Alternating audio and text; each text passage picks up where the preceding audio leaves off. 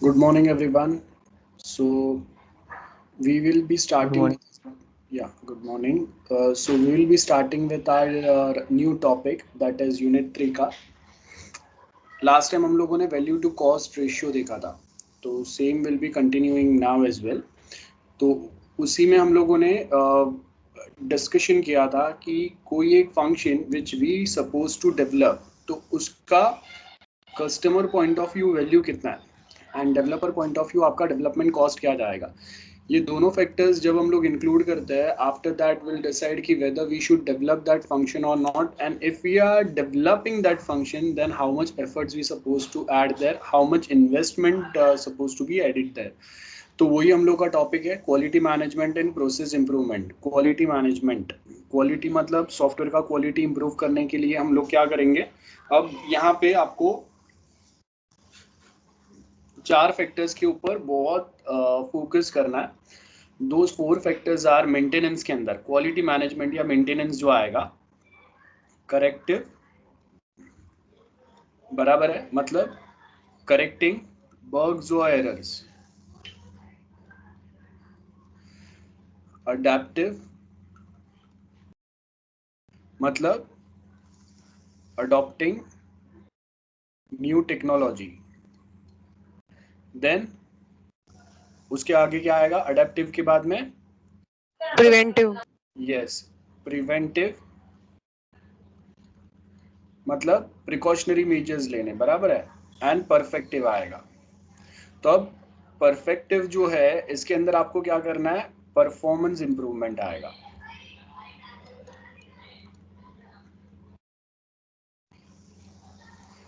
तो ये चार चीजें जो है that's going to be the process improvement के अंदर ये चार चीजें आएंगे. मेंटेनेंस वाले चार फैक्टर्स याद रखना है.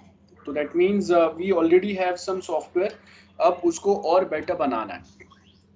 क्वालिटी फैक्टर्स का काम ही तब आएगा जब आपके पास रिक्वायरमेंट्स क्लियर है और उसके बाद में आप डेवलपमेंट कर रहे हैं या हाफ डेवलपमेंट आपका हो गया है एंड उसके बाद में we are thinking about this. ठीक है. तो सॉफ्टवेयर क्वालिटी मैनेजमेंट क्या बोला है यहाँ पे, concern with ensuring that the required level of quality is achieved in software product.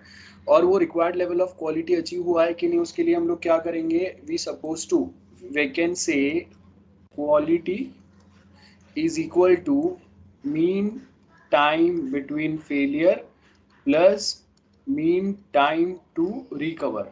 ये दोनों को अगर कंबाइन करेंगे तो आपको क्वालिटी फैक्टर जो है वो मिल जाएगा. मीन टाइम बिटवीन फेलियर, दो फेलियर्स के बीच में का जो टाइम है वो क्या होना चाहिए, इंक्रीज होना चाहिए. And mean time to recovery क्या होना चाहिए, डिक्रीज होना चाहिए. ये दोनों को कंबाइन करेंगे then we can say the quality is achieved. So mean time between failure अगर मैं इंक्रीज कर रहा हूँ, मतलब अभी एक फेलियर आया था तो अभी 3 4 6 महीने के बाद में दूसरा फेलियर आएगा, that means I am increasing the reliability.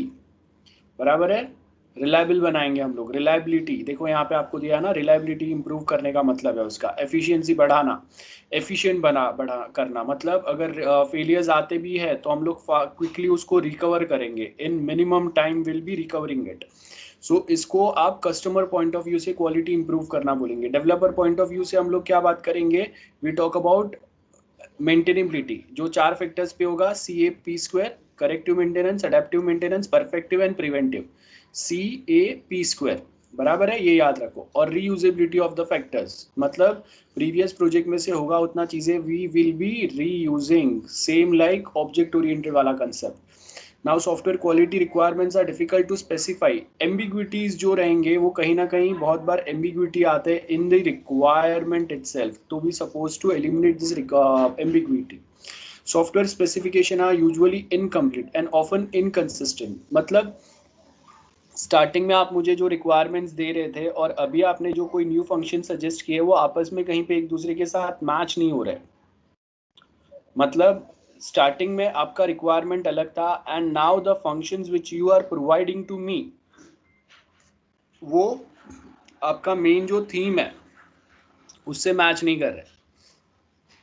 तो इनकंसिस्टेंट मतलब आपके थीम, आपका मेन जो प्रोजेक्ट का पर्पस है, मोटो है, उससे कोई फंक्शंस मैच नहीं कर रहे, अननेसेसरीली आप ऐड कर रहे हो. जैसे कॉलेज सॉफ्टवेयर है, सॉरी कॉलेज का वेबसाइट है, अब हम लोग कॉलेज के वेबसाइट के ऊपर कभी भी ऑनलाइन लेक्चर्स कंडक्ट नहीं कर रहे because we are using MS team.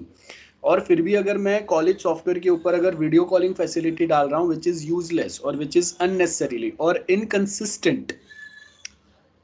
Incomplete का तो हम लोग को क्लियरली पता ही है। इनकम्प्लीट हम लोगों ने बेस्ट एग्जाम्पल एक आप याद रख सकते हो, जैसे हम लोगों ने बहुत बार डिस्कस किया है कि अगर रिजल्ट सिस्टम है तो रिजल्ट में आपने सिर्फ मुझे बता दिया ऑटोमेशन करना है रिजल्ट्स के ऊपर, लेकिन हर एक स्ट्रीम के जो उनके पैटर्न्स है, जो उनके ग्रेडिंग सिस्टम है, वो आपको एक्सप्लेन करने पड़ेंगे because in all these streams like BCom, BMS, BBI, BF, BEF, BSCIT, plain BSc, हर किसी में आपके ग्रेडिंग पैटर्न या इवेल्युएशन स्टूडेंट्स को इवेल्युएट करने के टेक्निक्स अलग होते हैं।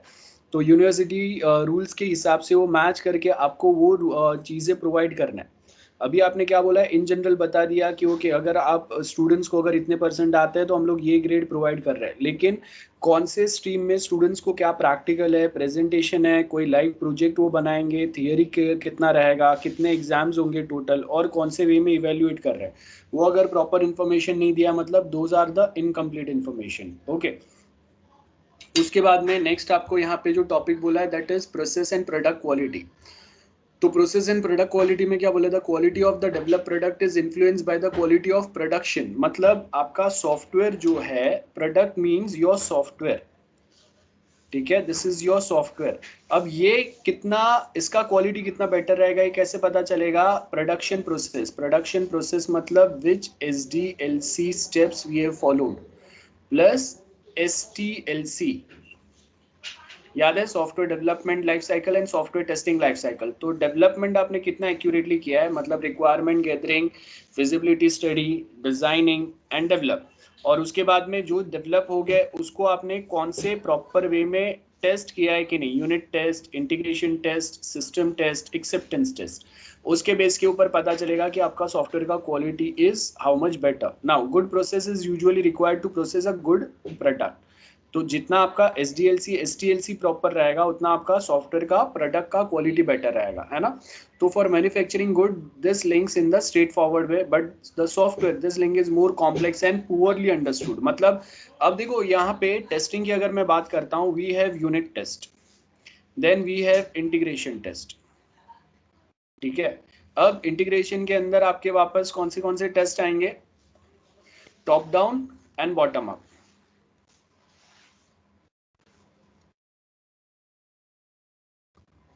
देन उसके बाद में आएगा सिस्टम टेस्ट।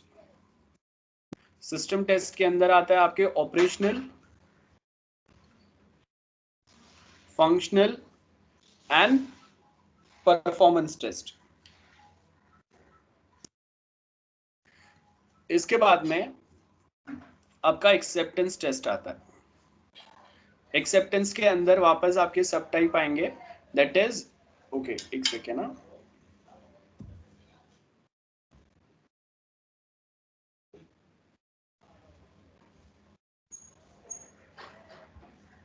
सो देखो अब एक्सेप्टेंस के अंदर आपके जो नेक्स्ट पॉइंट जो आएंगे वो आपका एक्सेप्टेंस टाइप के अंदर दूसरे जो टाइप आएंगे वो क्या आएगा, alpha test and beta test, बराबर है।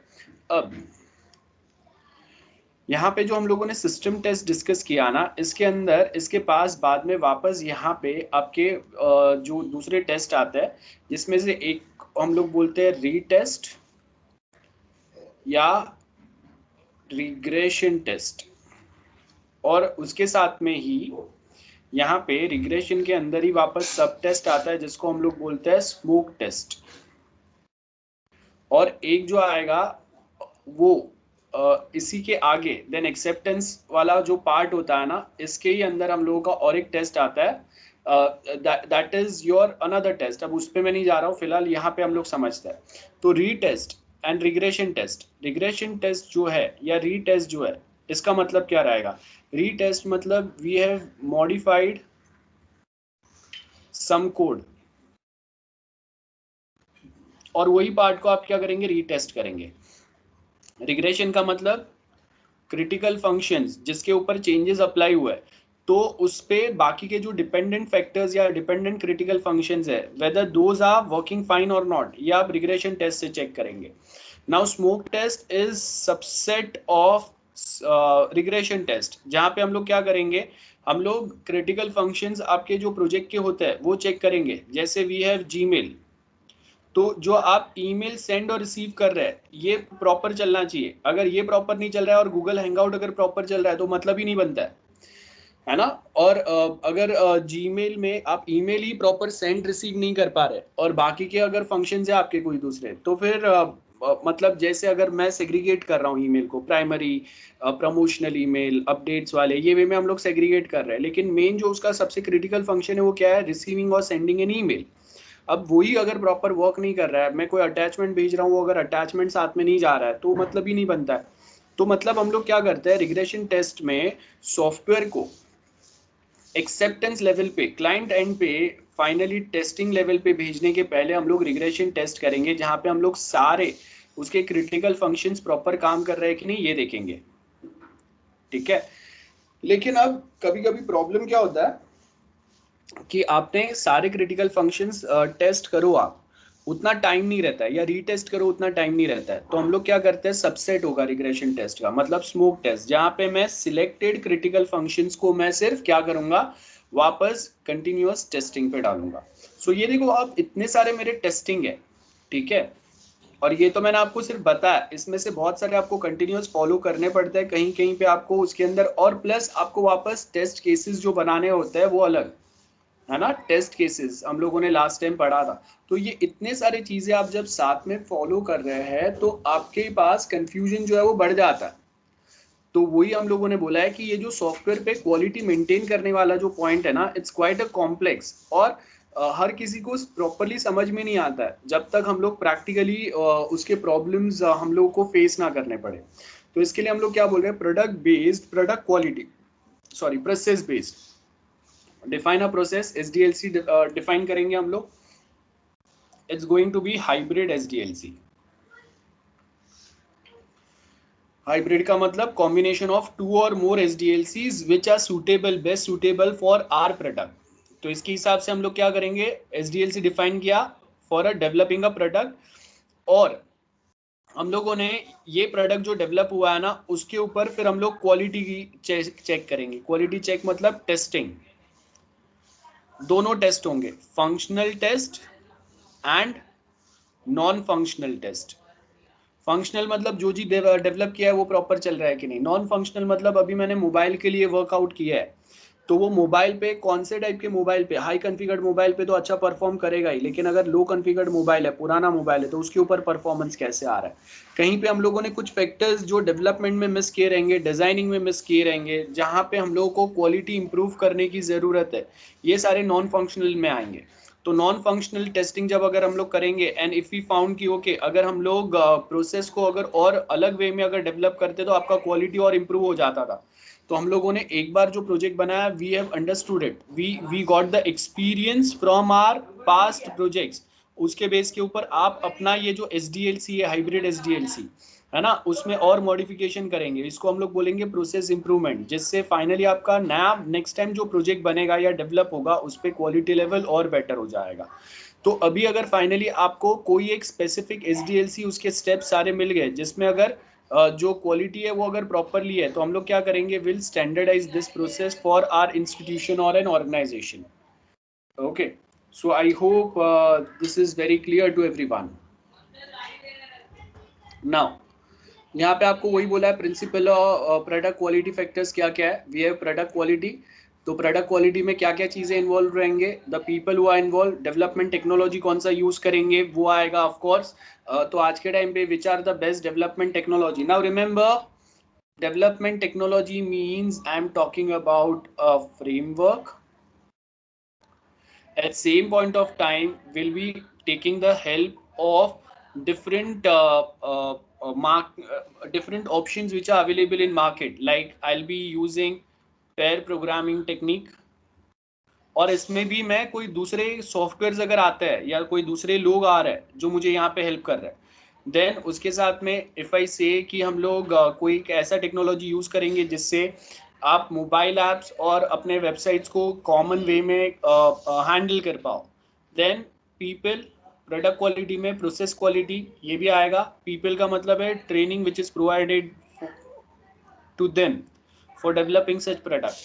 उसके साथ में कॉस्ट, टाइम, है ना, और वो टाइम पे वो चीज हो रहा है कि नहीं. टाइम मतलब we got 6 months time.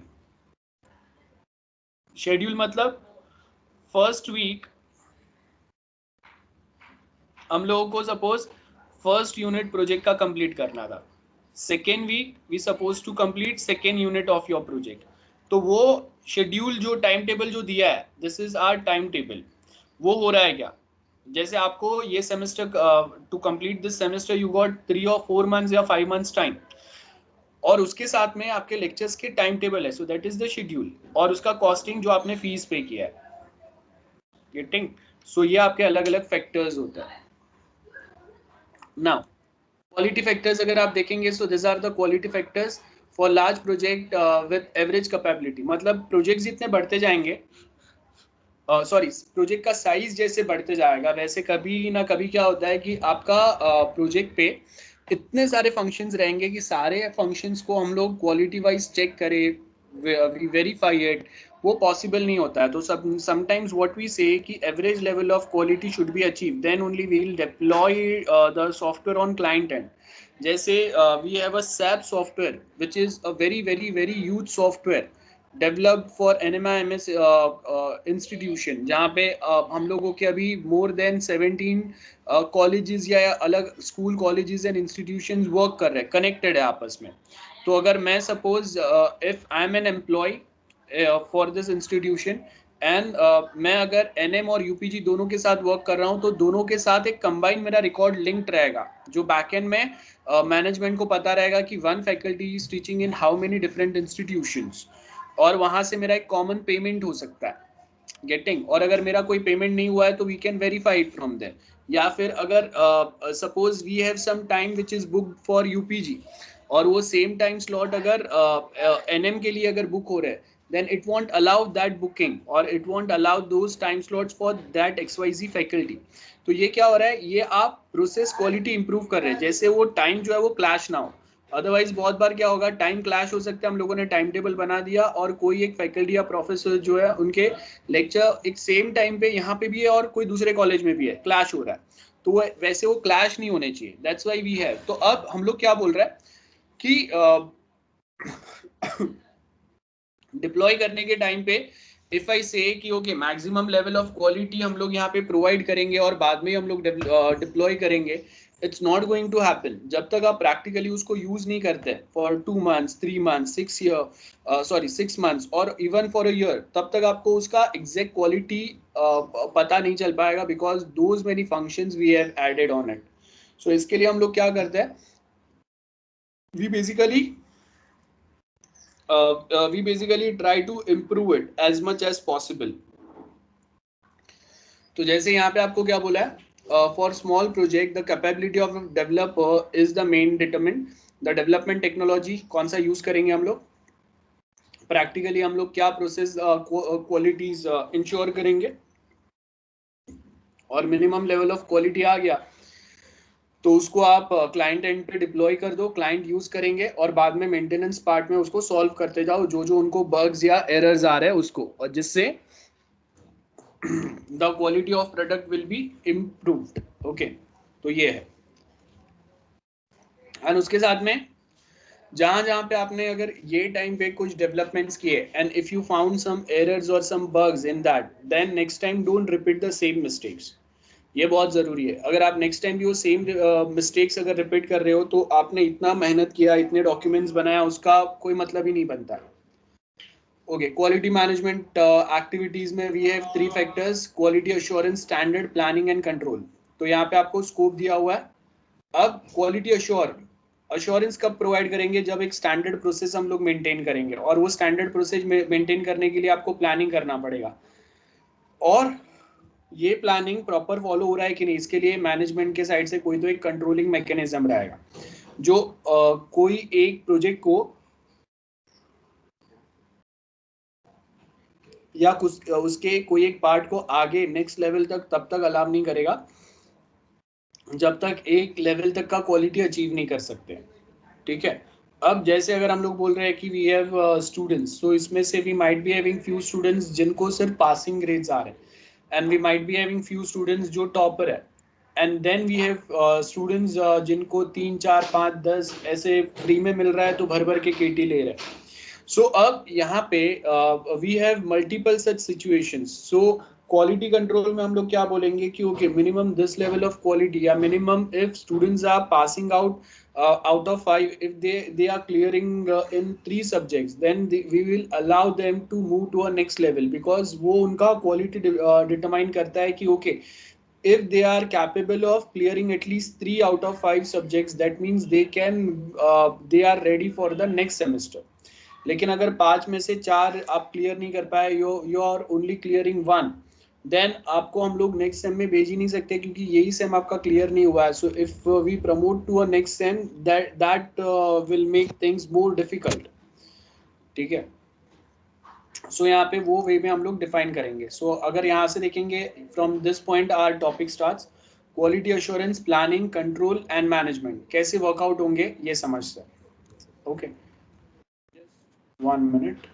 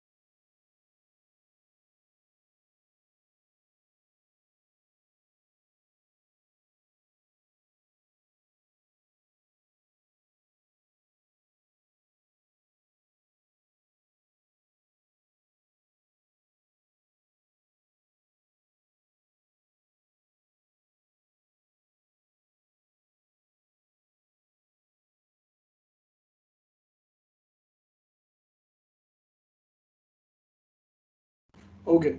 So before we continue with our theory discussion, I want you to just have a look at this. बाद में हम लोग theory पे जाते हैं. ध्यान से देखना.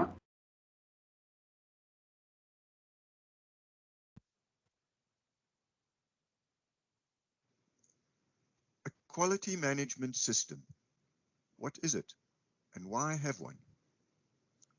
First of all, what is a quality management system or QMS? A quality management system is a structured collection of policies, procedures, processes, and their associated responsibilities. These policies, procedures, and processes are integrated so that, working harmoniously as a single system, they make it easier for the staff and personnel of a business or service organization to achieve its quality vision, mission, goals, and objectives.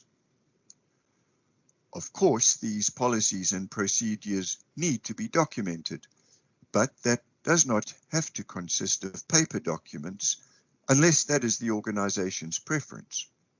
More likely, they will be stored and maintained in an electronic format on the organization intranet or cloud storage, and might just consist of HTML web pages. So, what are the advantages of having a quality management system? Why would an organization want a QMS? I like to summarize the benefits under 3 headings: simplify, clarify, and control. Firstly, simplify. Do you have site visits from prospective customers? Having a QMS enables sale site visits to be a structured and constructive conversation where prospects actually expect you to show restraint, the restraint required for obtaining comprehensive voice of customer, finding out exactly what is required instead of contracting to wild promises based on the fuzziness of getting a sale at all costs. In addition, such customer visits become opportunities for you to review your processes for improvement and help you become more competitive. Having a QMS helps enormously to improve the communication within your organization, whether that be cross-functional, cross-departmental, or cross-location. A QMS helps you to take a structured approach to correcting mistakes or defects. Corrective actions and preventive actions, also known as CAPA, are consistently undertaken based on a priority and diligence driven by risk, which places first things first. A QMS-based CAPA process also ensures that higher risk problems and issues are properly dealt with and do not return. Risk, of course, can and should be considered both from a safety and a business point of view. See improved customer or client satisfaction from a more formalized and thorough QMS-driven complaint handling system that always closes the loop with the customer. See fewer defects, rework, or scrap at the various points of quality control because of an improved QMS-based design process. See improved design because of better voice of customer input to requirements and specifications. Secondly, clarify.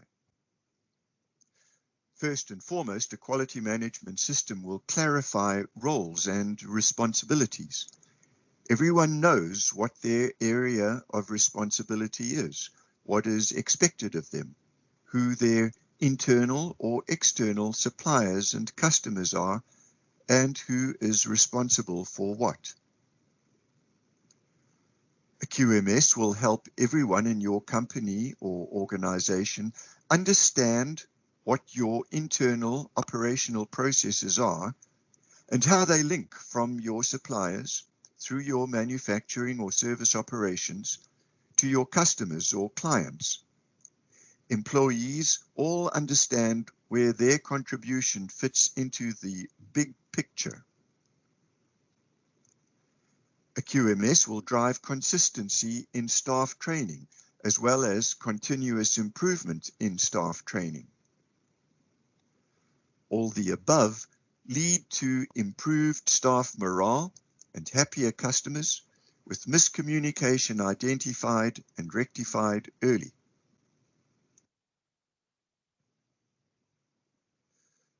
Thirdly and finally, control. A QMS gives form and substance to your organization's commitment to a vision and mission, linking what you aim to achieve with the who and the how of your internal operational processes. A well-implemented QMS enables you to control your processes for greater effectiveness and efficiency, enabling your staff to feel pride in their work and demonstrate their value. QMS-driven performance of internal processes drives greater consistency in output and final product, whether manufacturing or service. This, in turn, drives the identification of opportunities for improvement. As required by a QMS, measurable, continuous improvement in quality and productivity will become part of the organization culture, the way we do things. A well-implemented and sensible QMS will ensure regular measurement, trending, and reporting to executive management of critical indicators or key performance indicators known as KPIs. These provide a view of current operational performance, as well as a heads up on areas of concern which warrant further investigation. The above controls will result in improved customer satisfaction from the delivery of better quality products with the early detection of fewer faults and defects, all before final delivery. A well-implemented and sensible QMS will lead to less waste of time and materials, cutting costs, and improving profitability.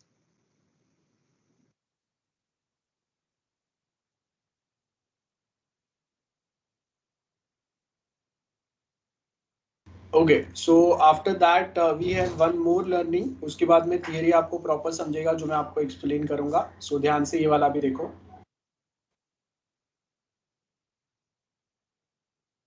Hello, my name is Ben Tomic from Quality Professional Consulting Group, and in this short video, we're going to learn what is the Quality Management System.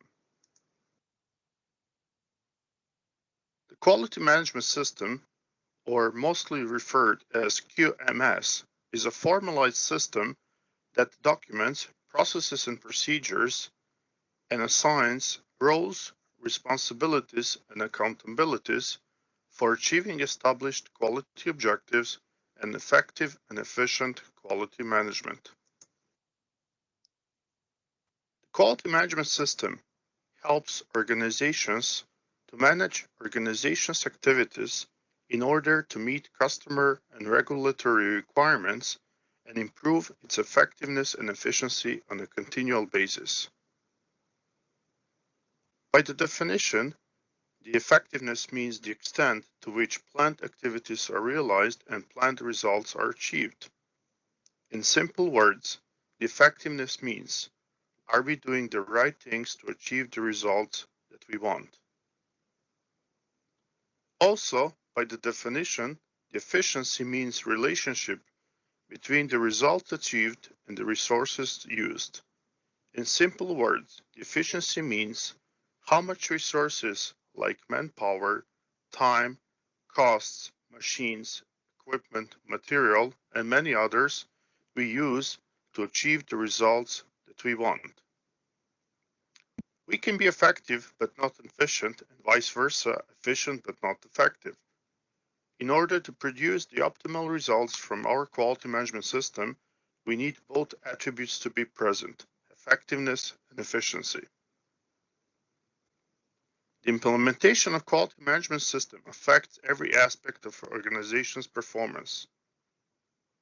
The most important benefits of formalized quality management system include providing better quality of products and services to the customers, leading to enhanced customer satisfaction and market expansion, and continually improving the organization processes by producing the consistent results, preventing mistakes, reducing costs, ensuring that processes are defined and controlled, responsibilities and accountabilities are clear, and there is a process for continual improvement within the organization. The main purpose of quality management system is to help organization to strategically determine direction, involve all employees, continually improve processes, eliminate errors and reduce waste, assure and enhance customer satisfaction, and deliver quality products or services. The enhancement of customer satisfaction is the most important task of quality management system, but the entire process of creating quality starts with customer requirements while recognizing customer needs and expectations. Sometimes these needs and expectations are explicit and formalized through the regularly established purchasing process, but sometimes these needs and expectations are unknown, hence, the organization that is capable to determine them and translate them into a specific product or service can gain capital advantage on the market. So, if we consider that everything starts with customer requirements, explicit or unknown, we need the process which we call quality planning in order to properly plan all activities related to this process. Quality planning is defined as a set of all activities that consider and determine all applicable quality standards, specifications, aspects, established practices, resources, and sequence of activities that are relevant to a particular product, service, process, system, project, or program. Quality planning is further deployed on strategic, tactical, and operational level.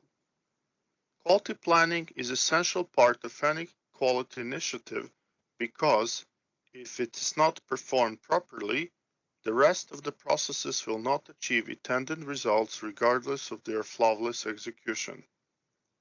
In this phase, the organization wants to properly review all applicable requirements, technical drawings and specifications, and based on that, to develop adequate operational process that will be able to deliver intended results.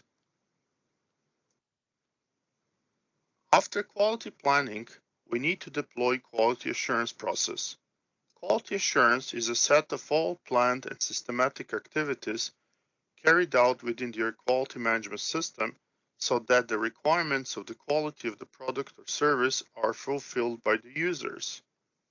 Quality assurance is usually referred as an activity that manages documentation, development, and control necessary to perform required activities in the organization. In this phase, the organization wants to document its practices to be able to consistently repeat the operations that provide intended results. After quality assurance, we need to utilize quality control. Quality control is defined as a set of all techniques and activities intended to observe, measure, and evaluate the critical characteristics of aspects of a particular product or service in order to meet the requirements of the customers or end users. In this phase, the organization wants to verify that the output from its processes meets the requirements by utilizing some comparison techniques. This aspect of quality that is usually checking in this stage is usually called conformance to requirements. These requirements are usually specified and documented. There are a total of 8 critical dimensions of quality that can be used to determine the quality of product or service.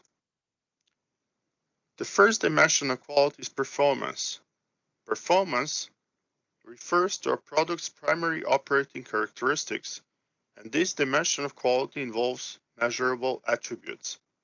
Different brands that produce similar products or provide similar services can usually be ranked objectively on individual aspects of performance. Overall performance rankings, however, are more difficult to develop, especially when they involve benefits that not every customer needs. The second dimension of quality is feature. Features are usually the secondary aspect of performance, the attractive additional features and characteristics of product and service that supplement their basic functioning. The line separating primary performance characteristics from secondary features is often difficult to draw. The third dimension of quality is reliability. Reliability reflects the probability of a product malfunctioning or failing within a specified time period. Because this measure requires a product to be in use for a specified period, it is more relevant to durable goods than to products or services that are consumed instantly. The fourth dimension of quality is conformance. Conformance is the degree to which a product's design and operating characteristics meet established standards. The two most common measures of failure in conformance are defect rates in the factory and, once a product is in the hands of the customer, the incidence of service calls. The fifth dimension of quality is durability. Durability is a measure of product life. Durability has both economic and technical dimensions. Technically, durability can be defined as the amount of use one gets from a product before it deteriorates. Alternatively, it may be defined as the amount of use one gets from a product before it breaks down and replacement is preferable to continued repair. The sixth aspect of quality or dimension is serviceability. Serviceability is the speed, courtesy, competence, and ease of repair. Consumers are concerned not only about the product breaking down, but also about the time before service is restored, the timeliness with which service appointments are kept. Okay, so there's many factors जो हम लोगों को ध्यान में रखना है. So if we can just have a look at this part. आप देखो यहाँ पे आपको first point कुछ दिया हुआ है. The first point is we have a customer requirement. Then we have quality planning. बराबर है. प्लानिंग के बाद में अश्योरेंस आएगा. अश्योरेंस के बाद में we have control and improvement. And finally again customer satisfaction आएगा. एंड वापस ये सेम फैक्टर्स जो है PACI, ठीक है, planning, assurance, control and improvement. This goes on throughout after delivery is well. और तभी वी कैन से कि एक बेटर कस्टमर सेटिस्फेक्शन जो है वो अचीव हो पाएगा. Remember in today's time when we talk about delivering a software, so वहाँ पे आपको सिर्फ एक सॉफ्टवेयर डेवलप करके आपने प्रोवाइड कर दिया, इट डजंट मीन्स कि आपका काम हो गया. It's going to be a lifetime process. जब तक वो सॉफ्टवेयर एग्जिस्टेंस में रहेगा तब तक उसमें कोई ना कोई इम्प्रूवमेंट्स, कहीं ना कहीं आपको मॉडिफिकेशंस, अपडेशंस चलते ही रहेंगे. So उसी को हम लोग mainly that is what we say or we means by something which is called as management part. तो it's a never ending process. तो यहाँ पे आपको वो same points दिए हुए हैं. Quality assurance, scope of quality management. Quality management activity में क्या आएगा? Assurance, planning, control. As you can see here, quality management and software development. So we have multiple such processes. जैसे we have this process. तो देखो अब the development process जो है वो तो बाद में चालू हो रहा है, लेकिन requirement gathering and उसमें से feasibility study और ये जो करना है वो तो आपका standardized process, selecting the correct SDLC है ना, selecting the quality plans. ये जो है plan मतलब planning आ गया, ये तो पहले चालू होगा और उसके बाद में आपका डेवलपमेंट आएगा. And once one development is finished, उसके ऊपर क्वालिटी रिव्यू आएंगे, फिर सेकंड डेवलपमेंट, फिर उसका क्वालिटी रिव्यू आएगा, थर्ड, फोर्थ, फिफ्थ. तो ये देखो आपके डेवलपमेंट्स तो लिमिटेड चल रहे हैं, लेकिन क्वालिटी जो है वो डेवलपमेंट के पहले भी चल रहा था और डेवलपमेंट के बाद भी कंटिन्यू रहेगा. Quality means the testing part. जहाँ पे वी आर वेरीफाइंग कि जो लेवल हम लोगों ने अज्यूम किया था वो सेम अचीव हो रहा है कि नहीं। सो क्वालिटी एश्योरेंस स्टैंडर्ड में क्या आएगा, क्वालिटी स्टैंडर्ड दो वे में रहेंगे। एक आपका प्रोडक्ट स्टैंडर्ड आपने क्या फॉलो किया है फॉर द सॉफ्टवेयर जो फाइनल डेवलप हुआ है वो, एंड उसके सामने प्रोसेस में हम लोग क्या बोलेंगे, the development process, the steps, the planning जो हम लोगों ने फॉलो किया है, ये दो कंबाइन होंगे तो quality standard will be achieve. So product and process standard, product में क्या होगा, प्रोडक्ट में वी आर डिजाइनिंग समथिंग, बराबर है। सो देखो यहाँ पे डिजाइन बनाया तो प्रोसेस में क्या होगा, we conduct the review of this design, then requirement document बनाएंगे after filtering out the requirement based on which things we have, requirement gathering, requirement analysis, और उसके बाद में फिजिबिलिटी स्टडी होगा। And we have 4 types of feasibility study. कौन से feasibility study रहेंगे, economical, technical, operational and schedule feasibility. ये आपके 4 फिजिबिलिटी स्टडीज रहेंगे। ये सब कंबाइन खत्म होने के बाद में आपका फाइनल रिक्वायरमेंट डॉक्यूमेंट बनेगा। आपने ये डॉक्यूमेंट सबमिट किया और उसके ऊपर फिर हम लोग वेरीफाई करेंगे कि आपके जो रिक्वायरमेंट्स वो क्या है। मेथड हेडर फॉर्मेट्स रहेंगे जिसमें हम लोग इंप्रूवमेंट्स क्या करेंगे, तो आपका प्रोसेस में क्या होगा, आपके सॉफ्टवेयर के नए नए वर्जन आते जाएंगे। जैसे हम लोग अगर कोई एक जैसे वी हैव एंड्रॉइड, सो देखो एंड्रॉइड के every time we have one और दी अदर वर्जन जिसमें प्रीवियस बग्स रेक्टिफाई होके कुछ एडवांसमेंट्स रहते हैं। जावा प्रोग्रामिंग स्टाइल, उसके हिसाब से अब which programming language we are using, based on which we will be selecting और डिफाइनिंग अ प्रोजेक्ट प्लान। तो उसको डेवलप करने का, remember as and when, like if I am using Python तो दिस इज समथिंग डिफरेंट, इसका framework different है तो उसका प्लानिंग अलग रहेगा। If I am using Java, again planning and process में चेंजेस आएंगे। If I am using PHP, framework change होगा, डेवलपमेंट प्रोसेस स्टेप्स में कहीं ना कहीं वापस चेंजेस आएंगे, रिमेंबर। तो यहाँ पे प्रोजेक्ट प्लान फॉर्मेट, और कहीं कहीं पे अगर चेंजेस करना है तो कितना करेंगे हम लोग, कहाँ पे आपको कंट्रोल करना है, कभी आपको डेवलपमेंट बंद करना है, ये भी समझना बहुत जरूरी है, ठीक है। एंड चेंज रिक्वेस्ट फॉर्म रहेंगे, मतलब इफ यूजर्स फाइंड सम और the other things are not proper, तो आपको कहाँ पे चेंजेस अप्लाई करने हैं, कहाँ पे करेंगे, ये सब चीजें आप जो है वो, एंड जो हम लोग टेस्ट करेंगे उसको भी हम लोग रिकॉर्ड करके रखेंगे। Now mainly we depends on 2 types of testing, one is manual test and second is automation test. तो we are more focusing on this automation testing part. Remember last lectures में जब हम लोगों ने प्रोजेक्ट स्पेसिफिक डिस्कशन किया था वो आपको SPM में काम में आएगा, और अभी जो हम लोग डिस्कस कर रहे हैं this is your part of SQA, software quality analysis subject which is in same 6। तो ये सॉफ्टवेयर क्वालिटी एनालिसिस के बारे में बात कर रहे हैं हम लोग। तो इसमें से बहुत सारी चीजें एज इट इज रिपीट होंगे और इसमें ही एडवांसमेंट होंगे जब आप सेम 6 में जाएंगे। तो मैं आपको जो कुछ बता रहा हूँ वो डायरेक्टली हम लोग वहां के भी कुछ पॉइंट्स लिंक कर रहे हैं, जिससे आपको बेटर अंडरस्टैंडिंग होगा, एक लिंक बनाने में हेल्प होगा। Okay, problems with standards. So अब यहाँ पे क्या होता है, कभी कभी जब हम लोग स्टैंडर्ड प्रोसेस फॉलो करते हैं तो क्या होता है, कभी कभी हम लोग वो सेम स्टैंडर्ड प्रोसेस जहाँ पे फॉलो कर रहे हैं तो कहीं कहीं पे टेक्नोलॉजिकली बैकवर्ड एरियाज है, तो वहाँ पे आप स्टैंडर्ड प्रोसेस फॉलो नहीं कर सकते क्योंकि सारे एडवांस चीज़ें वहाँ पे आपको मिलेंगे नहीं। कहीं कहीं पे आप यहाँ पे जहाँ पे हम लोगों ने डेवलप किया है वहाँ पे तो वो स्टेप्स अप टू डेट थे, लेकिन अभी हम लोग सपोज जापान में जा रहे हैं, यूएस में जा रहे हैं, यूके में जा रहे हैं, तो वहाँ पे technology is more advance compare to India. तो वो टाइम पे वापस आपको अपने प्रोसेस जो है या स्टैंडर्ड जो है उसमें मॉडिफिकेशन करने पड़ेंगे। And plus there are too much bureaucratic form filling होता है, मतलब हर एक छोटा चेंज करना है, कुछ अप्लाई करना है, कुछ चेंजेस करना है, तो आपको एक बहुत लंबा प्रोसेस, एक ऑफिशियल ईमेल लिखो, बाद में उसका रिप्लाई मिलेगा, अगर रिप्लाई नहीं मिल रहा है दे विल आस्क क्वेश्चन। तो बहुत बार क्या होता है ना, we avoid such things and जो हो रहा है चलने दो।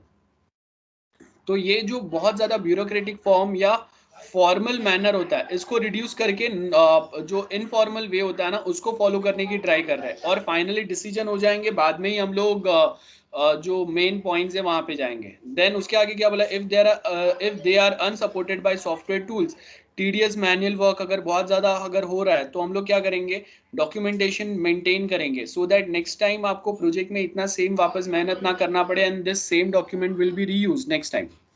Okay, so this is what we are talking about. We have standard development, like जहाँ पे हम लोग क्या करेंगे, we involve practitioners in the development.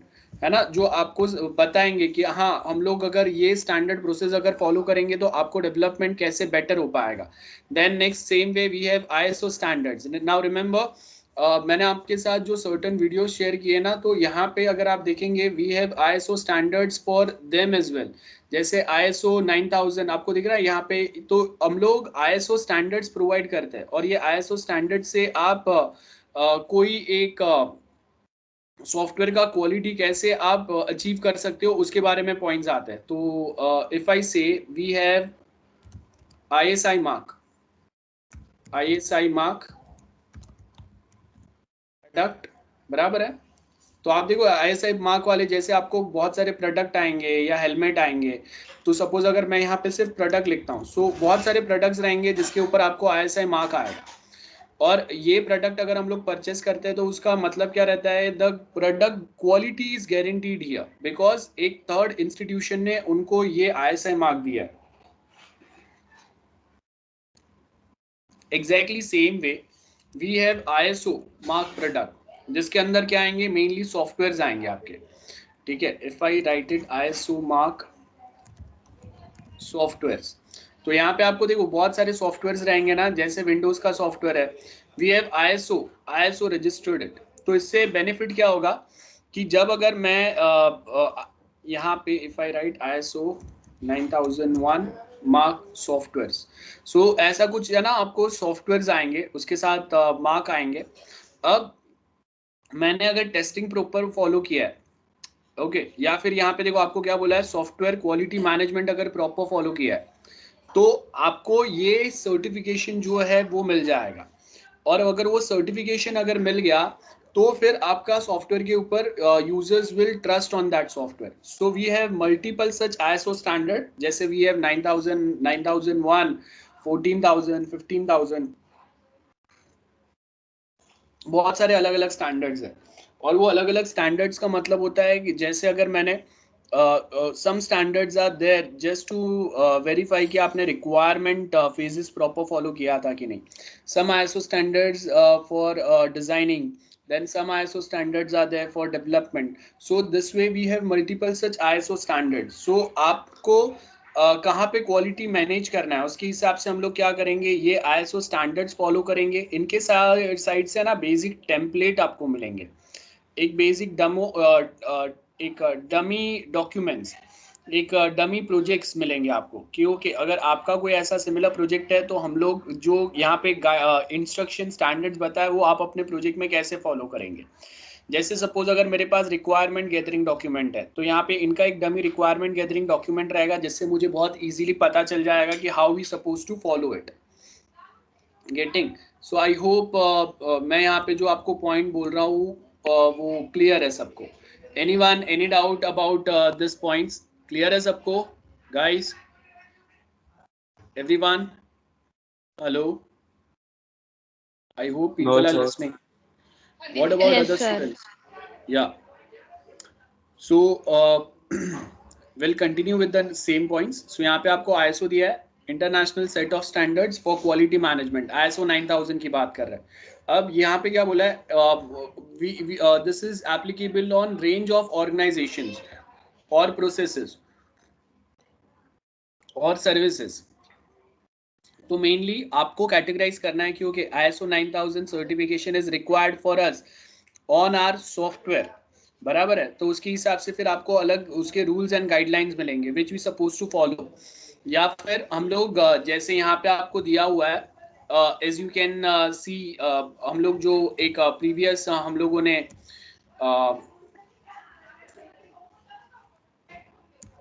एक सेकेंड, हम लोगों ने जो एक प्रीवियस ये वीडियो देखा था, सो यहाँ पे देखो आपके पास यहाँ पे एज यू कैन सी यहाँ पे आपके पास ISO के स्टैंडर्ड्स थे, ठीक है, क्वालिटी मैनेजमेंट के। तो ऐसे कुछ स्टैंडर्ड्स जो है ना वो हम लोग फॉलो कर सकते हैं। यहाँ पे कहाँ गया, ये देखो ये एक है। सो ISO 9001 जो है, यहाँ से आप क्वालिटी टेस्टिंग कैसे कर सकते हैं ना उसके कुछ पॉइंट्स दिए हुए हैं। नाउ ये ज़रूरी क्यों है, बिकॉज अगर आपके 9001 क्वालिटी स्टैंडर्ड जो है वो अगर प्रॉपर है तो आगे आपका जो काम होगा वो उतना और बेटर हो जाएगा, गेटिंग। अगर वो आपका 9001, ये देखो ये वेबिनार है जो अलग से रिकॉर्ड हुआ था for the same thing. So ISO के ऐसे बहुत सारे पॉइंट्स टर्म्स जो है ना वो रिकॉर्ड किए हुए हैं, जहां से हम लोग क्वालिटी मैनेजमेंट में हम लोग क्या पॉइंट्स फोकस करेंगे, कस्टमर के साथ हम लोग कैसे डील करेंगे, है ना, वो सारे पॉइंट्स आपको दिए हुए हैं. लाइक अगर आईएसओ 9001 जो है वो कैसे हम लोग वर्कआउट करेंगे, यहाँ पे आपको एक पॉइंट दिया हुआ है. Will have a look at ISO 9001, क्या होगा क्यों होगा, एक बार ध्यान से देख लो. So I'll just share that video. ध्यान से देखना एक बार.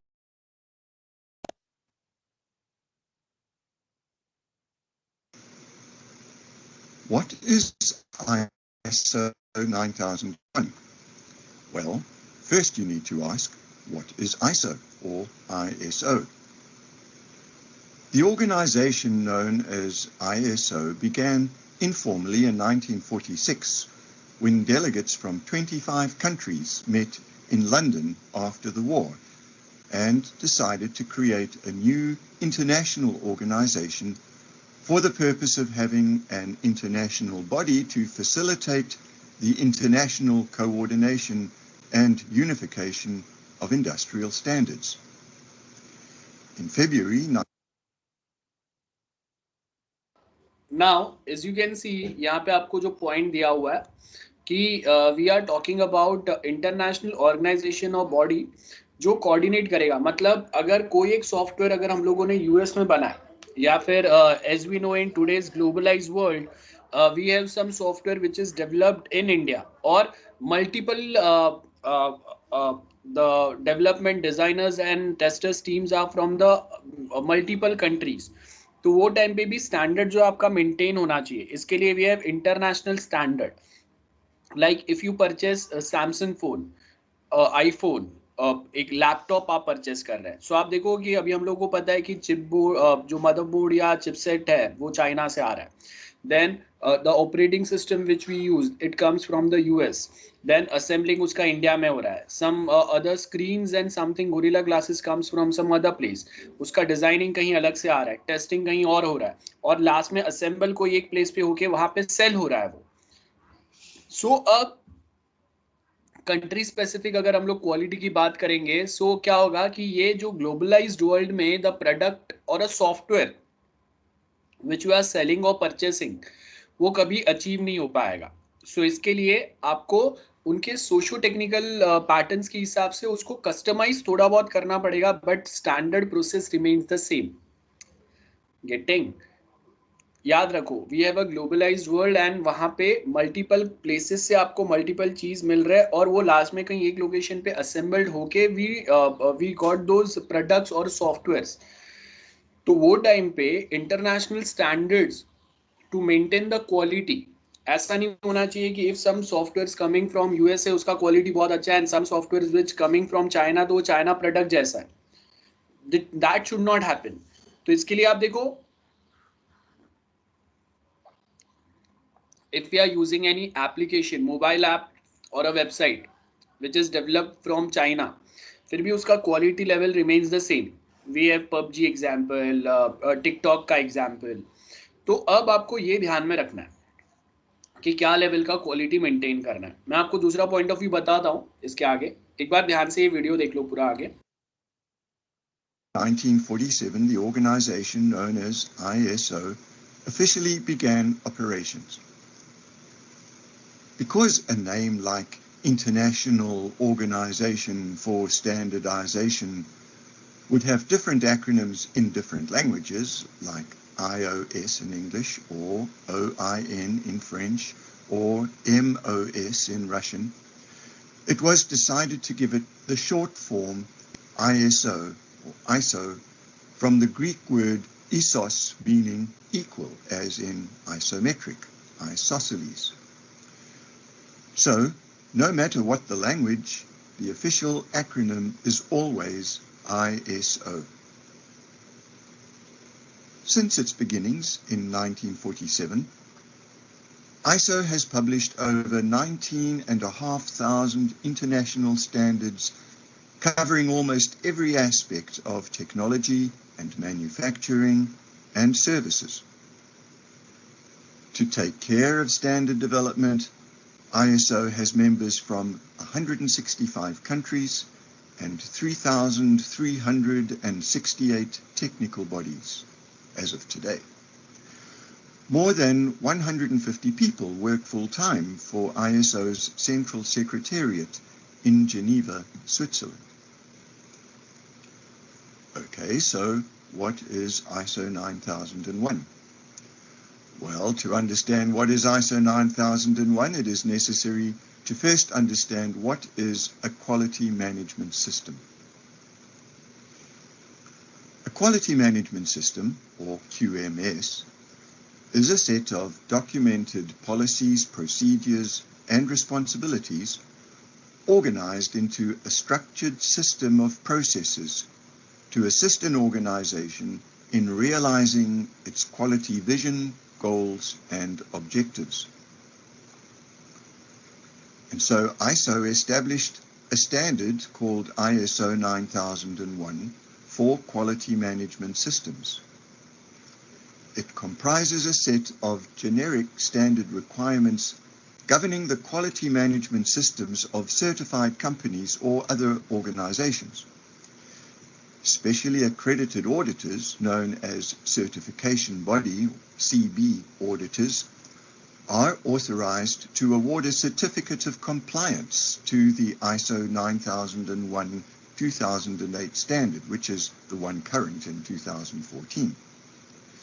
This certification must be reviewed annually and renewed every 3 years. Although it is called a standard, one of the foundational requirements of this standard is that its implementation shall be based on a system of dynamic processes rather than a set of static standards.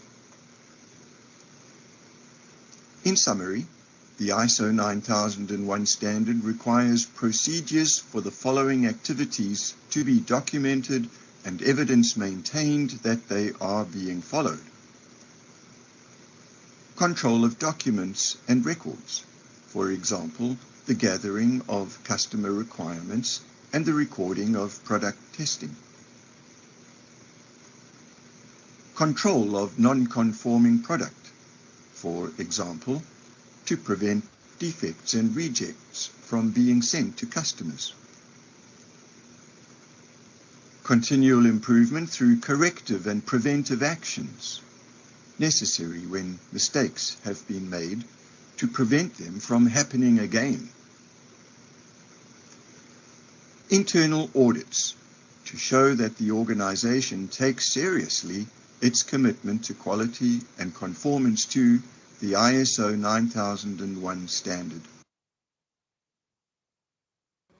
Okay, so that is something about the ISO standards.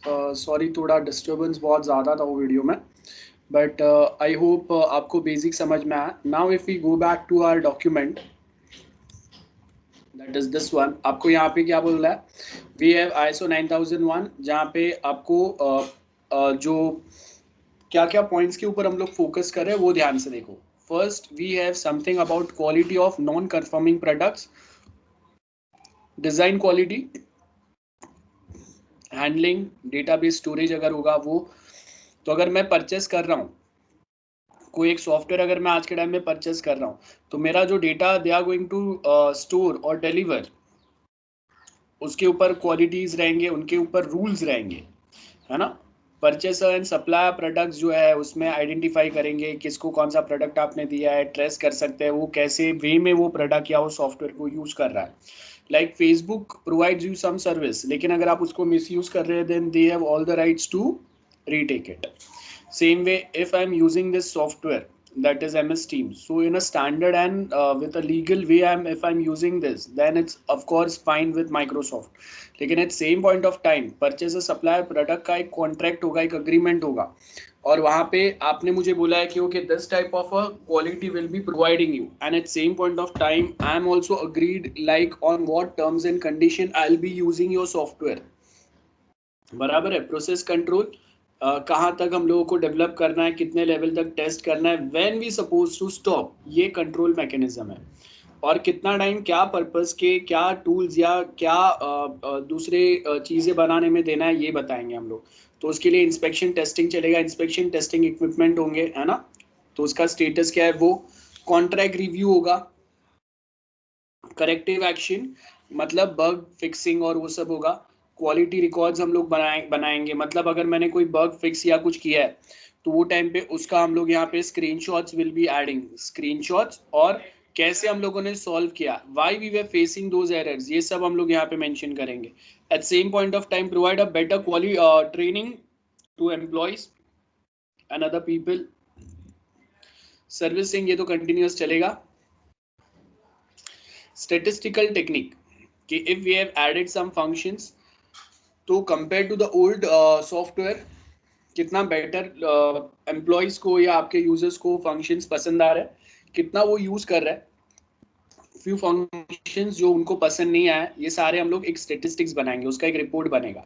और क्या changes किया हम लोगों ने या नहीं किया जिसकी वजह से मार्केट में हम लोग के competitors are at a better position compare to us, ये सारे फैक्टर्स के ऊपर हम लोग यहाँ पे फोकस आउट करेंगे। So ISO 9000 certification standard, as I discussed, organization का एक स्टैंडर्ड ये मॉडिफाई करते जाएगा, बेटर बनाते जाएगा। डॉक्यूमेंटेशन स्टैंडर्ड क्या बोला है, पर्टिकुलरली इंपॉर्टेंट रहेंगे।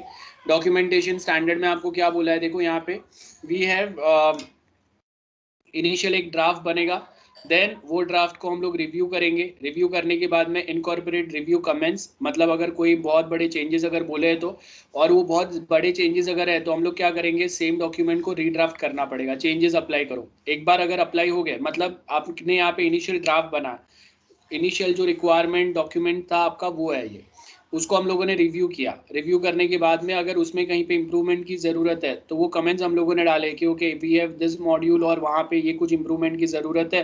अब जो टेक्नोलॉजी यूज़ करने वालों, this are those technologies are not up to the mark as per the requirement provided from the user's end, so we supposed to redraft our document। redraft करने के बाद में एक प्रूफ रीडिंग होगा, proof read बोलते हैं इसको, ठीक है। प्रूफ रीडिंग मतलब फाइनली जो भी रिव्यूज दिए थे आपने एज पर द कमेंट्स, वो सारे हम लोगों ने यहाँ पे ऐड किए and this is the final document, जो फाइनल ड्राफ्ट बनेगा। और वो ड्राफ्ट फिर वापस चेक होने के लिए जाएगा। तो ये प्रूफ रीडिंग के बाद में जब वो फाइनल ड्राफ्ट अप्रूव अगर होता है ना, यहाँ पे देखो क्या बोला है, लेआउट टेक्स्ट अप्रूव अगर हो गया तो वो रिव्यू लेआउट आपका आएगा, वो एक प्रिंट हो जाएगा और उसका print copy final print copy होगा जो आगे हम लोग डिस्ट्रीब्यूट करेंगे। तो आगे अभी ये किसके साथ डिस्ट्रीब्यूट होगा, तो वो आपका जाएगा प्रोडक्शन, प्रोडक्शन मतलब डिजाइन और आगे हम लोगों का उसके ऊपर डेवलपमेंट होगा। तो डॉक्यूमेंट स्टैंडर्ड में क्या बोला, आइडेंटिफाई द डॉक्यूमेंट स्टैंडर्ड्स। जैसे अगर मैं आपको कोई एक टेक्स्ट बुक या कुछ नोट्स प्रोवाइड कर रहा हूँ तो उसका एक स्टैंडर्ड होगा, क्योंकि एक रेफरेंस बुक में से मैंने उसमें लिया हुआ है सिर्फ। देन जो हम लोगों के सिलेबस, मुंबई यूनिवर्सिटी ने जो सिलेबस दिया है उसके टॉपिक्स डाले हुए हैं। ऐसा नहीं है कि मैंने पूरा रेफरेंस बुक ही दे दिया, तो उससे बेटर तो मैं आपको रेफरेंस बुक ही दे देता था। अब अगर मैंने वो रेफरेंस बुक को फिल्टर आउट नहीं किया तो प्रॉब्लम क्या होगा, फाइनली इतना बड़ा चीजें आप लिमिटेड टाइम में खत्म नहीं कर पाएंगे, ना पढ़ भी पाएंगे, सो कोई उसका यूज ही नहीं बनता है। गेटिंग, सो यहाँ पे वो होगा स्ट्रक्चर्ड फॉर्मेट हम लोग प्रोवाइड करेंगे कि ओके कैसे क्वेश्चन आंसर्स आ सकते हैं, आपको कैसे क्वेश्चन आंसर्स आ सकते हैं, उसके एक दो एग्जांपल्स हम लोग डिस्कस करेंगे। एंड टाइम टू टाइम अगर यूनिवर्सिटी एग्जाम्स हुए या कॉलेज एग्जाम्स हुए और उसमें अगर कोई न्यू क्वेश्चंस अगर वापस आए जो हम लोगों के प्रीवियस डॉक्यूमेंट में अपडेटेड नहीं है तो उसको वापस हम लोग यहाँ पे अपडेट करेंगे। सो डॉक्यूमेंट इंटरचेंज होंगे, वो सब यहाँ पे आएगा। Okay, quality planning, quality planning में हम लोग क्या क्या बात कर रहे हैं, देखो वी हैव ISO 9000 स्टैंडर्ड। अब यहाँ पे हम लोग क्वालिटी प्लानिंग में क्या होगा, हम लोगों के पास एक मॉडल अवेलेबल है, गाइडलाइंस अवेलेबल है, क्योंकि अगर ISO 9000 सर्टिफिकेशन अगर चाहिए आपको क्वालिटी मॉडल का तो ये डेवलपमेंट स्टेप्स, ये टेस्टिंग स्टेप्स, ये सारा आपको फॉलो करना पड़ेगा, बराबर है। तो यहाँ पे हम लोगों ने क्या बोला है, अगर आपको ये ISO 9001 क्वालिटी मॉडल अगर रिक्वायर्ड है तो ऑर्गेनाइजेशन का क्वालिटी एक मैनुअल बनेगा। वो मैनुअल के ऊपर आपने यहाँ पे क्या बोला है, देखो project plan 1 quality plan, plan 2, then project plan 3। तो ऐसे हम लोग हर एक जो अलग अलग प्रोजेक्ट्स बनेंगे उनके लिए हम लोग प्लानिंग डेवलप करेंगे। और उसके साथ में ऑर्गेनाइजेशन का एक क्वालिटी मैनुअल रहेगा। क्वालिटी मैनुअल मतलब आईएसओ रूल्स या आईएसओ सर्टिफिकेशन हम लोग जो भी सॉफ्टवेयर बनाते हैं सबके ऊपर अप्लाई होता है। तो अभी हम लोगों का एक सॉफ्टवेयर डेवलपमेंट कंपनी है, जैसे विप्रो है, टीसीएस है, इन्फोसिस है, कोई तो एक कंपनी है। तो उसने क्या किया, एक स्टैंडर्ड ऑर्गेनाइजेशन मैनुअल बना के रखा है, क्योंकि अगर आपको मोबाइल ऐप बनाना है फॉर कॉलेज के लिए तो ये वाले क्वालिटी स्टेप्स फॉलो करने हैं, ये क्वालिटी प्लान फॉलो करना है। मतलब सालों से उन लोगों ने इतने सारे प्रोजेक्ट्स बनाए तो उनके पास एक कंसाइज पूरा एक बड़ा सा मैनुअल आ गया। जैसे आप समझ लो कि मैं आपको एक बुक दे रहा हूँ जिसके अंदर लिखा हुआ है कि okay how to develop a mobile app, how to develop website, then उसमें भी मैं आपको ये बता रहा हूँ how to develop a website for college, how to develop a mobile app for college, step by step procedure is given there। बस ये स्टेप बाय स्टेप प्रोसीजर आप फॉलो करो, बाकी आपको ISO 9000 के स्टैंडर्ड अचीव हो रहे हैं कि नहीं वो सोचने की जरूरत नहीं। इफ यू फॉलो दो स्टेप्स प्रॉपरली तो वो स्टैंडर्ड्स ऑटोमेटिकली अचीव हो जाएंगे। हाँ, लेकिन यहाँ पे जो स्टैंडर्ड्स दिए हुए हैं इट टाइम टू टाइम वो स्टैंडर्ड्स पुराने हो जाएंगे। 3 साल पहले अगर हम लोगों ने ये स्टैंडर्ड डॉक्यूमेंट बनाया था, लेकिन अभी या 4 या 5 साल पहले बनाया था लेट्स सपोज, तो अभी 4 और 5 साल में एंड्रॉइड में पहले जो हम लोग जावा में डेवलप कर रहे थे तो अभी क्या हो गया, कॉटलिन आ गया। तो अभी आप जब वो डेवलप अगर करेंगे तो आपके जो वो स्टेप्स रहेंगे डेवलपमेंट के उसमें चेंजेस आएगा, उसमें कहीं ना कहीं कोई शॉर्टकट्स आएंगे, आपके नंबर ऑफ स्टेप्स कम हो जाएंगे या नंबर ऑफ स्टेप्स में आपको चेंजेस करना पड़ेगा। क्यों? बिकॉज आपके लैंग्वेज या टेक्नोलॉजी चेंज हो गया, तो उसके हिसाब से वापस आपको ऑर्गेनाइजेशन का क्वालिटी मैनुअल जो है वो अपडेट करना पड़ेगा। That is what we mean by project का अलग अलग क्वालिटी प्लान बनेंगे, और वो जो प्लान बनेंगे उसको हम लोग टाइम टू टाइम, यहाँ पे आपने देखा ये प्रोडक्ट क्वालिटी क्या बोला है, प्रोजेक्ट क्वालिटी मैनेजमेंट, मतलब कौन से टाइप के प्रोजेक्ट्स पे हम लोग काम कर रहे हैं और उस पर आपको क्या चेंजेस की जरूरत है वो हम लोग अप्लाई करते जाएंगे, और ये आपका मेन ऑर्गेनाइजेशन क्वालिटी प्रोजेक्ट या प्रोसेस हो गया। क्या बोला मैंने, याद रखो, एक हम लोगों ने मैनुअल बना दिया, सारे प्रोजेक्ट कैसे स्टेप बाय स्टेप बनाना है वो यहाँ पे प्रोसीजर दिया हुआ है, बस ये स्टेप्स फॉलो करो, प्रोजेक्ट बनाओ, क्वालिटी ऑटोमेटिक अचीव हो गया। तो अभी अगर मैं आप डेवलप कर रहे हो फाइनल ईयर का project, you are developing for first second time जो भी है, तो अभी मैं अगर आपको बोलूंगा कि भाई डेवलपमेंट तो करना ही है और साथ में आईएसओ के स्टैंडर्ड्स ध्यान में रखो, तो आप या तो डेवलप कर सकते हो या स्टैंडर्ड्स ध्यान में रख सकते हो। आप दोनों करोगे तो क्या होगा, जो प्रोजेक्ट पहले सिंपल वे में बन रहा था वो भी नहीं बनेगा अभी। सो बेटर कि मैं आपको एक मैनुअल प्रोवाइड कर दूं और मैं बोलूं कि इसमें जो स्टेप्स दिए हुए हैं, इसमें जो SDLC दिया हुआ है वो सेम SDLC वो सेम स्टेप्स आपको फॉलो करना है, जिसमें लिखा रहेगा कि ओके रिक्वायरमेंट ये पैटर्न में फॉलो करना है, ये वे में गैदर करना है और ये वे में रिव्यू करना है। उसके बाद में एक बार ये लेवल तक अगर डॉक्यूमेंट आपके रिक्वायरमेंट रिव्यू हो गया, उसी के बाद में डिजाइन करना है। और डिजाइनिंग के लिए आप सबसे पहले आप क्लास डायग्राम्स बनाएंगे, DFD डायग्राम्स बनाएंगे लेट्स सपोज, देन आप उसका जो GUI है वो बनाएंगे, साथ में आप एल्गोरिदम्स ड्रॉ करेंगे, और ये सब होने के बाद में अगेन हम लोग उसको टेस्ट करेंगे, that is called as early testing. और ये अर्ली टेस्टिंग पे अगर वो 70% अगर पास हो रहा है देन ओनली हम लोग उसको भेजेंगे आगे डेवलपमेंट के ऊपर। एंड इन बिटवीन अगर चेंजेस अगर आ रहे हैं तो आप कितने लेवल तक के चेंजेस एक्सेप्ट करेंगे, कौन से चेंजेस आप एक्सेप्ट नहीं करेंगे, ये सारे स्टेप्स दिए हुए रहेंगे, वो सब कुछ यहाँ पे डिटेल में बताया हुआ रहेगा। We have a quality plan. So यहाँ पे क्या होगा, प्रोडक्ट इंट्रोड्यूस करेंगे, प्लान बनाएंगे, उसका पूरा डिस्क्रिप्शन आएगा, और अभी इसके साथ में आपके गोल्स आएंगे यहाँ पे, है ना। तो क्वालिटी प्लान अप्रोच में क्या क्या आएगा, इंट्रोडक्शन मतलब जैसे okay we are going to develop a software for a college, so UPG college software या UPG कॉलेज वेबसाइट। प्लान मतलब we have 6 months time to develop one part of this software specifically to make the process automatically for accounts department or for exam department or XYZ, ये these are our plans। अब वो कैसे करेंगे उसका description डाल दिया। Goals में हम लोग बताएंगे कि okay if we develop this software within 6 months, तो आपका फाइनल गोल क्या होना चाहिए, 6 months में ये डेवलप करो और सारा मैनुअल प्रोसेस को ऑटोमेटिक कर दो, है ना, दिस इज आवर गोल। तो जिससे क्या होगा, आपका जो मेन आउटपुट है वो और बेटर हो जाएगा और फास्ट हो जाएगा, ये पॉइंट्स आएंगे। रिस्क मैनेजमेंट मतलब कहाँ कहाँ पे आपके प्रॉब्लम्स आ सकते हैं, है ना, क्या क्या प्रॉब्लम्स हो सकते हैं उसमें, तो वो रिस्क को आप कैसे मिनिमाइज या उसको आप कैसे कंट्रोल करेंगे वो आएगा। Quality plan should be short, ऐसा नहीं होना चाहिए कि आपका क्वालिटी प्लान पढ़ने में या समझने में ही एक आध महीना चले जाए, वैसा नहीं होना चाहिए। So if they are too long, no one will read them.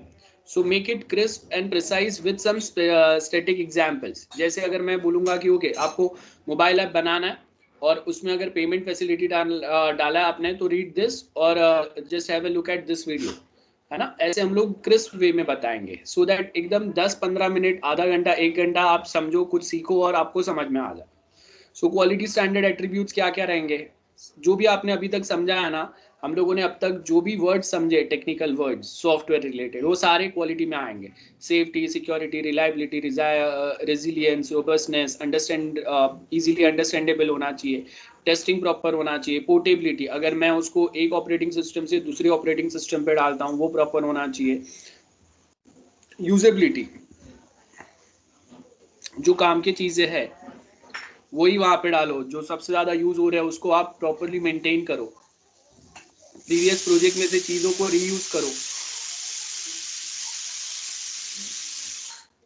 सो अगर हम लोग रीयूज करेंगे कुछ चीजों को, आप देखोगे अगर मैंने ये क्वालिटी स्टैंडर्ड जो है प्रीवियस एक कॉलेज के लिए सॉफ्टवेयर बनाया था तभी फॉलो किया था, अब उसी में से अगर मैं बहुत सारी चीजें रीयूज कर रहा हूँ तो अभी मुझे वापस वो क्वालिटी फैक्टर्स या डॉक्यूमेंट्स वापस पढ़ने की जरूरत नहीं है ना, हो जाएगा वो। कॉम्प्लेक्सिटी आप मिनिमम रखो तो यूजेबिलिटी एंड रीयूजेबिलिटी दोनों मेंटेन हो पाएंगे और उसी से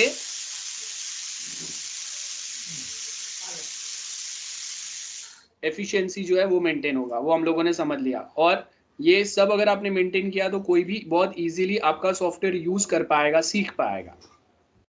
दिस आर द पॉइंट्स। उसके बाद में क्वालिटी कंट्रोल में क्या चीज़ों पे हम लोग फोकस कर रहे हैं वो देखो। सो क्वालिटी कंट्रोल में now we have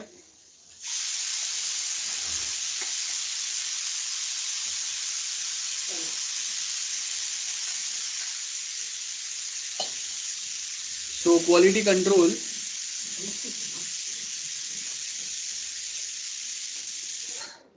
so this basically talks about checking the software development process to ensure that the procedure and standard being followed. There are two types of approach for quality control, एक review करो and एक objective software assessment रहेंगे। assessment मतलब कोई तो एक higher authority या experience जो टीम रहेगा वो आपको यहाँ पे आपने क्या प्रोसीजर्स फॉलो किए, क्या डॉक्यूमेंट बनाया, क्या डिजाइन बनाया, उसको असेस करते जाएंगे, बराबर है। देन क्वालिटी रिव्यूज आएंगे, of course reviews we all know. So there are different types of reviews. एक इंस्पेक्शन होगा जहाँ पे हम लोग सिर्फ डिफेक्ट रिमूवल पे फोकस करेंगे, है ना। डिफेक्ट रिमूवल मतलब कोडिंग में कुछ प्रॉब्लम आ गया, कोई रन टाइम एरर आ रहा है, कहीं पे आपने सिक्योरिटी प्रॉपर फॉलो नहीं किया है, object oriented rules proper follow नहीं किए। देन प्रोग्रेस असेसमेंट का एक रिव्यू होगा। प्रोग्रेस असेसमेंट का रिव्यू का मतलब क्या होगा कि we have suppose we have review for progress assessment में वी कैन से कि आपका प्रोडक्ट जो आप बना रहे हो और उसके लिए आपने जो SDLC फॉलो किया वो प्रॉपर है कि नहीं, उसके ऊपर फोकस करेंगे। देन क्वालिटी रिव्यू आएंगे, फाइनल जो आपने प्रोडक्ट बन गया है तो टेस्टिंग के बाद में जब यूजर्स उसको यूज कर रहे हैं तो उनके लिए वो कितना बेटर है वो आएगा, ठीक है। सो ये हम लोगों का डिफेक्ट रिमूवल आ गया। ये अगर हम लोग एक मॉड्यूल बनाया दूसरा मॉड्यूल बना रहे हैं तो जो प्रोग्रेस हो रहा है वो कितना प्रॉपर हो रहा है नहीं हो रहा है वो बताएंगे। एंड क्वालिटी रिव्यू आएगा, ठीक है। So this are the different points we have. So यहाँ पे आपको क्या दिया है टाइप्स ऑफ रिव्यूज में। Types of review basically talks about design a program for the inspection, जहाँ पे आप क्या करेंगे, detect detail error. Progressive review provide information for management about overall progress of the project, क्या चीज़ आपने बनाना था, 1 महीने में कितना चीज़ बनना था वो अभी कितना बना है और वो कितना प्रॉपर बना है और वो कॉस्ट, टाइम और शेड्यूल पे प्रॉपर चल रहा है कि नहीं। Quality review carried out technical analysis about the component, documentation proper बना है कि नहीं। आपने प्रोजेक्ट तो बना दिया, प्रोजेक्ट का डॉक्यूमेंट बनाया नहीं, तो अगर आपको छोड़ के और किसी को अगर वो प्रोजेक्ट के ऊपर वर्क करना है, उसको इम्प्लीमेंट करना है, उसको और एडवांस बनाना है, लाइफ टाइम आप कोई एक प्रोजेक्ट पे तो काम करेंगे नहीं ना, तो एक कोई कंपनी में रहेंगे। So if you switch from one organization to other organization, तो वहाँ पे फिर आपके जगह पे अगर कोई आएगा तो उसको भी तो समझ में आना चाहिए आपने जो प्रोजेक्ट बनाया उसमें क्या क्या चीज़ें आपने अपडेट किए थे, क्या चेंजेस किए थे, क्या एरर आया तो कैसे सॉल्व किया था। So for that reason we have this quality review. Review functions, है ना, तो जो फंक्शंस हम लोगों ने ऐड किए वो काम के है नहीं है, वो बेसिक पॉइंट्स है। तो रिव्यू रिजल्ट्स हम लोग बताएंगे। Software measurement and matrix, Software measurement basically concerned with driving the numeric values for an attribute. क्या functions हम लोगों ने ऐड किए, बराबर है, उससे आपका सॉफ्टवेयर का साइज कितना बड़ा या छोटा हो रहा है, और वो जो भी फंक्शंस है वो सारे आपके काम के हैं। दूसरी बात, अगर वो काम के नहीं है तो हटा दो। थर्ड थिंग, मैट्रिक्स फॉलो करेंगे कि ओके कौन से मॉड्यूल में कौन से काम के फंक्शंस कभी बनने थे, वो बन रहे हैं नहीं बन रहे, डिजाइन हो गया, डेवलप वो हो गया, या टेस्टिंग बाकी है, वो हम लोग यहाँ पे फॉलो करेंगे। सो यहाँ पे आपको कंट्रोल मैट्रिक्स में क्या बोला है, सॉफ्टवेयर प्रोसेस जो हम लोग फॉलो कर रहे हैं, जिसके बेस के ऊपर आपको आउटपुट में वो फंक्शंस डेवलप होके मिलते जाएंगे, जिसको हम लोग वेरीफाई करेंगे, है ना, मेजर करेंगे, टेस्ट करेंगे, और वो जो है वो उसके बाद में हम लोग बताएंगे कि ओके कहाँ पे आपको और मेहनत करने की ज़रूरत है, कहाँ पे और चेंजेस की ज़रूरत है, और कहाँ पे अभी हम लोग ये सेम चीज़ को आगे क्लाइंट के पास डिप्लॉय कर सकते हैं। एंड कंट्रोल मेजरमेंट मतलब एकदम ज़्यादा भी हम लोग उसके ऊपर टाइम वेस्ट नहीं करेंगे, एक लिमिट होगा, और वो लिमिट बेसिकली डिफाइंस कि आपका वो प्रोजेक्ट कितना बड़ा या छोटा, कितना क्रिटिकल या नॉन क्रिटिकल नेचर का है। सो मैट्रिक्स assumptions का मतलब क्या होता है, यहाँ पे क्या बोला है, software property can be measured, the relation exist between what we can measure and what we want to know. We can only measure internal attribute, but are often more interested in external software attributes. External software attribute मतलब ये same जो software अगर हम लोगों ने develop किया है for college, so how many different ways or how many types of different users can use it in how many different ways for how many different purposes, ये एक्सटर्नल हो गया। इंटरनल एट्रीब्यूट में हम लोग number of functions और ये सारे factors के ऊपर फोकस करेंगे। So it may be difficult to relate what can be measure to desirable external quality attributes. जैसे इंटरनल एंड एक्सटर्नल, ये देखो ये चार चीजें, मेंटेन करो, रिलाई करो, रिलाई का मतलब क्या होगा, नंबर ऑफ फेलियर्स कम आने चाहिए, रिकवरी फास्ट होना चाहिए, पोर्टेबिलिटी एक जगह से दूसरे प्लेटफॉर्म पे, अगर मोबाइल से अगर मैं लैपटॉप पे आ रहा हूँ, लैपटॉप से मोबाइल पे जा रहा हूँ, वो पोर्टेबिलिटी स्मूथ होना चाहिए, अगर विंडोज से अगर मैं मैक पे यूज कर रहा हूँ तो भी स्मूथ होना चाहिए, है ना। एक कंप्यूटर से दूसरे कंप्यूटर पे, जहाँ पे एक पे विंडोज ओएस है, एक पे लिनक्स है, तो उस पे भी स्मूथ फंक्शनिंग होना चाहिए, उस पे भी स्मूथ सेम फंक्शन सारे वे सेम वे में रिलाय होने चाहिए। Usability of course we as know, आपका यूजर फ्रेंडली होना चाहिए, अगर कोई एरर आ रहा है तो वो एरर क्या है वो एग्जैक्टली आपको यहाँ पे बताना चाहिए, है ना। तो मेंटेनेबिलिटी में कौन से फैक्टर्स पे ध्यान रखेंगे हम लोग, number of procedure parameters, cyclomatic complexity, मतलब अगर हम लोगों ने for loop, while loop, do while, ये सारी चीजें अगर ऐड किए, तो आप अगर कुछ कंडीशन डालेंगे तो वहां पे वो लूप घूमेगा, तो वो लूप कब तक घूमेगा, है ना, उसके क्या कभी वो स्टॉप होगा, कहाँ पे स्टॉप होगा, ये सारे पॉइंट्स हम लोग के पास क्लियर होने चाहिए। Program size in line of codes, कितना बड़ा प्रोग्राम है, तो अगर जितना बड़ा प्रोग्राम होगा आप उसको कहीं पे कट शॉर्ट कर सकते हैं, आप कोई रेडी फंक्शनलिटी इंप्लीमेंट कर सकते हैं, सो दैट इसका साइज हम लोग मिनिमाइज कर सके, बिकॉज साइज जितना मिनिमाइज होगा उतना आपके लिए क्या होगा, उसको मेंटेन करना और सिंपल हो जाएगा। नंबर ऑफ एरर मैसेजेस अगर आ रहे हैं तो वहां पे आप सिर्फ नंबर ऑफ एरर मैसेजेस मत बताओ, सिंपल इंग्लिश वर्ड में बताओ कि why we are facing such errors, मतलब exception handling I am talking about, और उसके साथ में यूजर मैनुअल हम लोग यहाँ पे मेंटेन करेंगे, ठीक है। सो ये हो गया रिलायबिलिटी के अंदर, वापस ये सेम फैक्टर्स पे बात करेंगे। पोर्टेबिलिटी, तो आप देखो कि मोस्ट ऑफ जगह पे ये जो भी पोर्टेबिलिटी यूजेबिलिटी की हम लोग बात कर रहे हैं, तो यूजेबिलिटी का मतलब क्या है कि आप नंबर ऑफ यहाँ पे देखो यूजेबिलिटी दो फैक्टर्स पे काम करेगा, first is this one and second is this one. तो यूजर मैनुअल बनाओ जिसमें डिटेलिंग रहे कि अगर कोई एक एरर आता है तो हम लोग कैसे उसके साथ डील कर सकते हैं, कोई एक एरर आता है तो वो क्यों आया उसको डिटेलिंग में बताओ। ऐसा नहीं है कि सिर्फ एरर मैसेज डाल के या एरर डाल के हम लोग छोड़ देंगे, है ना, तो उससे क्या होगा कि यूजर को समझेगा कि क्या मिस्टेक उसने किया है, तो नेक्स्ट टाइम अगर उसको यूज करना है कोई फंक्शन तो उसको क्या इनपुट एंटर करना है, आप सजेस्ट करो उसको। साथ में एक यूजर मैनुअल बता दो जिसमें डिटेलिंग दिया रहेगा कि how to use your software. So this are the points. So major the measurement process यह आएगा। प्रोडक्ट मेजरमेंट में क्या बोला, choose the measurement to be made, select components, है ना, उसको देन उसके कैरेक्टरिस्टिक्स क्या रहेंगे, components means the different modules और units which will be adding. Identify anomalies, अगर कोई प्रॉब्लम है तो इसमें कोई फंक्शन जो हम लोगों को ऐड करना है वो भी काम के नहीं है या रिपीटेटिव हो रहे, डुप्लीकेट हो रहे हैं, जो ऑलरेडी कोई दूसरे मॉड्यूल में भी है तो यहाँ पे वापस डालने की जरूरत नहीं है। जैसे log in and sign up we have develop for professor module as well, तो अभी वो सेम वहाँ पे हम लोग सेम चीज को इनहेरिट करेंगे in student module, we will not be developing the same again, तो वो आएगा। एनालाइज एनोमलीज, अगर कोई कंपोनेंट में रहेंगे।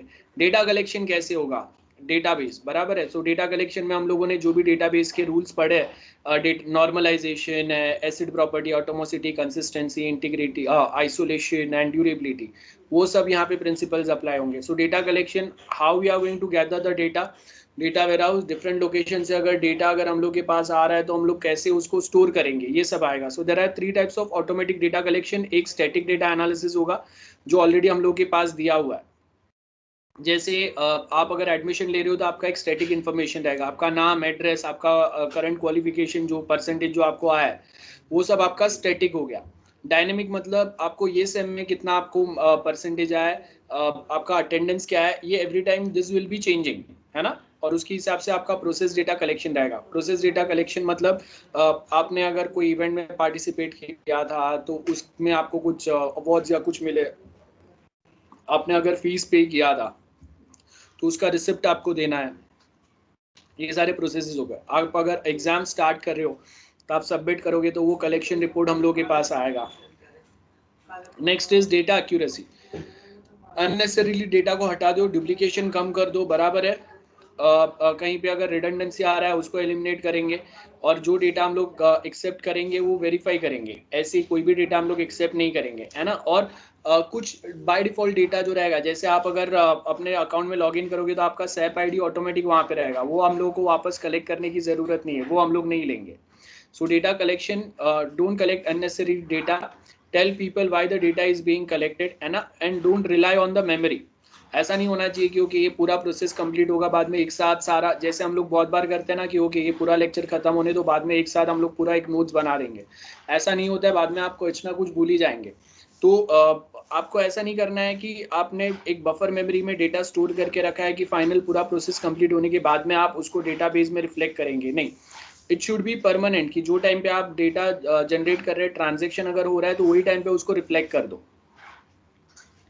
Then product metrics. Product metrics basically talk about a quality metric should be a predator of product quality, जहाँ पे हम लोग classes of product बताएंगे, dynamic metrics बताएंगे कि हम लोग कौन से functions है, क्या क्या है, कहाँ पे changes की ज़रूरत है। डायनेमिक एंड स्टैटिक मैट्रिक्स में हम लोग कौन से डायनेमिक फंक्शंस है जिसमें कॉम्प्लेक्सिटी बहुत ज़्यादा है, जैसे अगर हम लोग कॉलेज की बात करेंगे तो result is a dynamic part है, जहाँ पे हर किसी के लिए रिजल्ट पैटर्न जो है, रिजल्ट का आउटपुट जो है वो चेंज होगा। एडमिशन में ज़्यादा चेंजेस नहीं रहेंगे, based on your percentage either you will get the admission or you will not be getting the admission, बराबर है। सो वही होगा, लेकिन डायनेमिक फंक्शंस है। तो ये स्टैटिक पार्ट हो गया कि जहाँ पे ओके आपका इन्फॉर्मेशन कुछ है, आपने आया, आपने चेक किया, आपने इन्फॉर्मेशन, वही हो गया। तो यहाँ पे आपके पास सॉफ्टवेयर प्रोडक्ट मैट्रिक्स में अगर आप देखेंगे, we have different product metrics as provided here. अब ये जो डिफरेंट प्रोडक्ट मैट्रिक्स है ना, इसको हम लोग थोड़ा डिस्कस करेंगे, और उसके साथ में we have object oriented metrics. This is the last, I can say कि एक बहुत इंपॉर्टेंट यही पार्ट है जो हम लोग का बचा हुआ है। इसके बाद में कोई दूसरे इतने इंपॉर्टेंट टॉपिक्स नहीं है, ओके। इसके बाद में सर्टेन चीज़ें जो है वो बहुत सिंपल है। So next lecture I will finish this unit 3। आज के लिए मैं अभी आगे नहीं करा रहा हूँ। If you have any doubt let me know. Anyone, any doubts? No, sir. Okay okay, ठीक है। सो वेट फॉर सम टाइम, बाद में हम लोग आज का लेक्चर एंड करते हैं। Okay, sir.